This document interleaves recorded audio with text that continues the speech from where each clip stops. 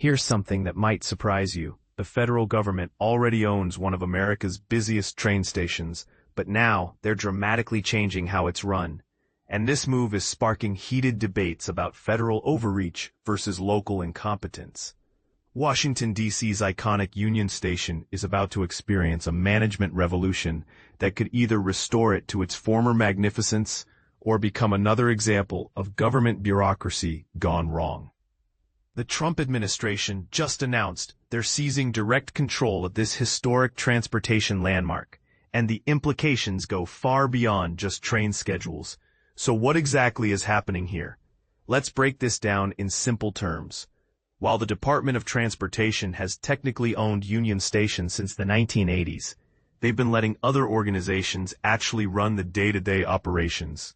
Think of it like owning a house, but hiring a property management company to handle everything from repairs to tenant issues. Now, the federal government is essentially firing the property managers and taking the keys back. Transportation Secretary Sean Duffy made the announcement this past Wednesday, while unveiling Amtrak's shiny new Acela trains. His reasoning? The station has allegedly fallen into disrepair and needs strong direction to become a source of pride again rather than embarrassment. But here's where it gets controversial. Critics argue this is just another example of the Trump administration centralizing power and undermining local governance. To understand why this matters, you need to know Union Station's fascinating backstory. When this architectural masterpiece first opened its doors in October 1907, it wasn't just a train station. It was a statement. Picture this: the world's largest railway terminal, sprawling across 200 acres with 75 miles of railroad tracks. The building itself was a stunning example of Beaux Arts architecture, featuring white granite walls, gold-leafed vaulted ceilings, and majestic Ionic columns that influenced D.C.'s architectural style for generations to come. But Union Station was more than just beautiful. It was practically a small city. Imagine having everything you could possibly need in one building: a bowling alley for entertainment, a mortuary for final farewells, a bakery and butcher for fresh food, a full-service hotel for travelers, a liquor store for celebrations, a nursery for families, a silver monogramming shop for personalized gifts, and even Turkish baths for relaxation. By the early 1940s, this transportation wonderland was serving an astounding 42,000 passengers every single day. Then came the post-World War II transportation revolution that changed everything. As automobiles became more affordable and airplane travel more accessible, train travel began its steep decline. Union Station, once the crown jewel of American transportation, started crumbling both literally and financially. The private company running it desperately searched for alternative uses for the massive space. Here's where the story takes an interesting turn. In the mid-1960s, the federal government stepped in and purchased the deteriorating station. Their brilliant idea? Transform this transportation hub into a national visitor center, just in time for America's bicentennial celebration in 1976. The center opened with great fanfare on July 4, 1976, but quickly became what many consider one of the federal government's most embarrassing failures. Visitor numbers were disastrously low, and the center quietly closed its doors in 1978, leaving the magnificent building essentially abandoned. The station's lowest point came in 1981, when Mother Nature delivered the final blow. Heavy rainfall caused sections of the already deteriorating roof to completely collapse, sending debris crashing into the main waiting area and forcing the station to shut down entirely. As actual toadstools began growing inside the abandoned building, Congress faced a stark choice: demolish this piece of American history or find a way to save it. Fortunately, preservation won the day. The Union Station Redevelopment Act of 1981 charged the Transportation Secretary with overseeing the rehabilitation and redevelopment of the Union Station complex, primarily as a multiple-use transportation terminal. This legislation led to the creation of the Union Station Redevelopment Corporation, USRC, in 1983. a non-profit organization tasked with the monumental job of restoring the station's architectural significance while maintaining its transportation function and developing its commercial potential. After an extensive 3-year renovation project, a completely transformed Union Station reopened in 1988. This wasn't just a restoration, it was a reinvention. The new design featured 3 full levels of retail space housing over 100 shops and restaurants, essentially creating a shopping mall within a working train station. The USRC successfully managed this complex operation for decades, balancing the needs of commuters, tourists, retailers, and preservation requirements. But this is the part most people miss. The management situation became increasingly complicated over time. In July 2024, following years of legal battles with the real estate company controlling the commercial spaces, Amtrak took over station management and operations under a sublease arrangement with the USRC.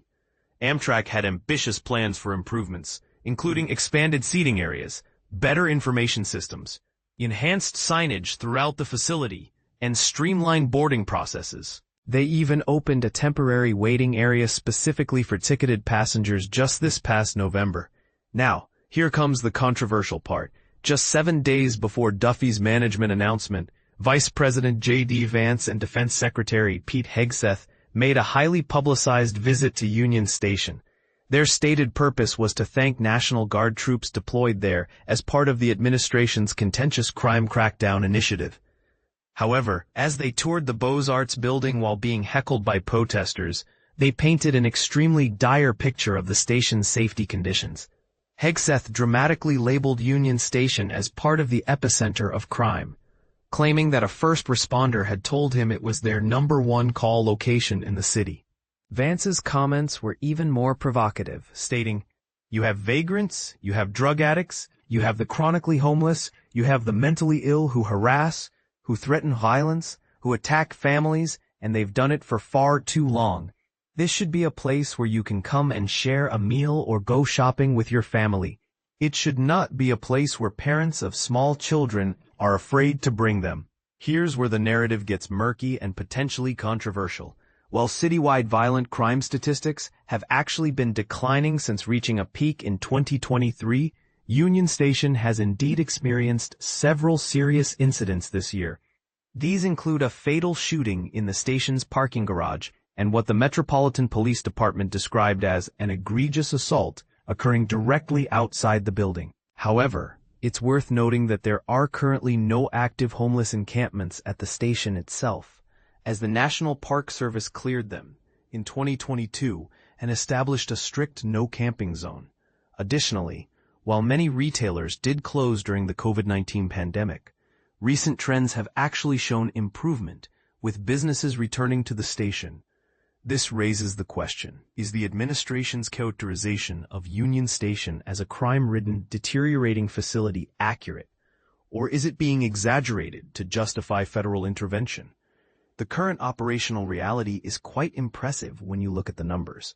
Union Station continues to serve approximately 70,000 passengers daily across more than 200 train departures and arrivals. It handles multiple rail systems, including Amtrak's national and regional services, plus commuter rail lines serving Maryland and Virginia suburbs. The station also houses dozens of shops and restaurants, making it both a transportation hub and a significant commercial destination. So what exactly will change under this new federal management structure? According to Duffy's explanation, Amtrak will continue handling the railroad areas of the station, while the federal government assumes control over everything else. His rationale is straightforward. We want Amtrak to run trains. That is their expertise.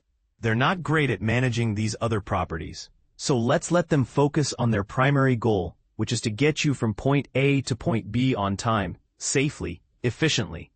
The Department of Transportation plans to leverage the available commercial aspects of Union Station, under the direct management of USRC, to reinvest in Union Station. Their immediate priorities include addressing critical infrastructure needs such as elevator improvements, enhanced lighting and security systems, roof replacement, and upgrades to other major building systems. But here's the financial reality that makes this situation even more complex. Deputy Transportation Secretary Steve Bradbury bluntly acknowledged the funding challenge. There's a lot to do, and unfortunately, there isn't the money available. We need to maximize the retail revenue of the station, the revenue of the station as an event space. We need to get the station on stable financial footing, and we need to address those acute capital needs of the station. Mayor Muriel Bowser's response adds another layer to this controversy. She told reporters that Union Station requires at least $8 billion worth of repairs, an astronomical sum that the city simply cannot afford.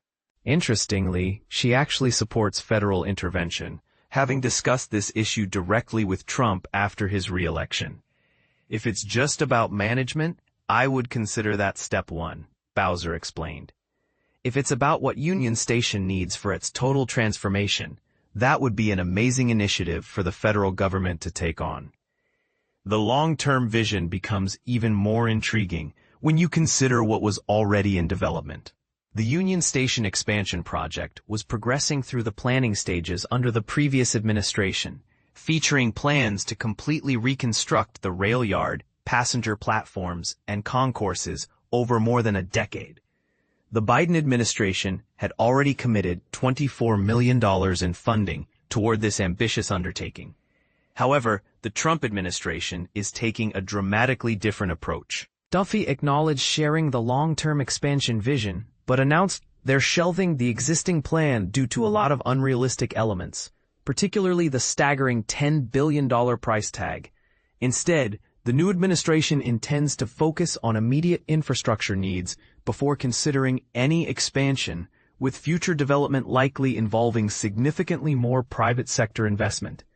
Bradbury outlined an intriguing future possibility. We then want to set the foundation to open the doors to a beautiful expansion of the station in the future, probably through a public-private partnership with a beautiful new passenger concourse. This entire situation raises fundamental questions about government efficiency, local versus federal control, and the role of public-private partnerships in managing critical infrastructure. Is this federal takeover a necessary intervention to save a deteriorating national landmark? Or is it an example of federal overreach that undermines local autonomy? The timing is particularly interesting given the administration's broader efforts to assert more federal control over Washington, D.C. operations. Union Station represents just one piece of a larger strategy that includes the controversial National Guard deployment for crime fighting, a move that many locals view as unnecessary and heavy-handed. What's your take on this situation? Do you think the federal government is right to step in and take direct control when local management seems to be struggling? Or should they respect local autonomy even if it means accepting less than perfect results? And here's the bigger question that nobody seems to be asking. If the Department of Transportation has owned this building since the 1980s but allowed it to deteriorate under various management arrangements, what makes anyone think direct federal control will produce better results this time around?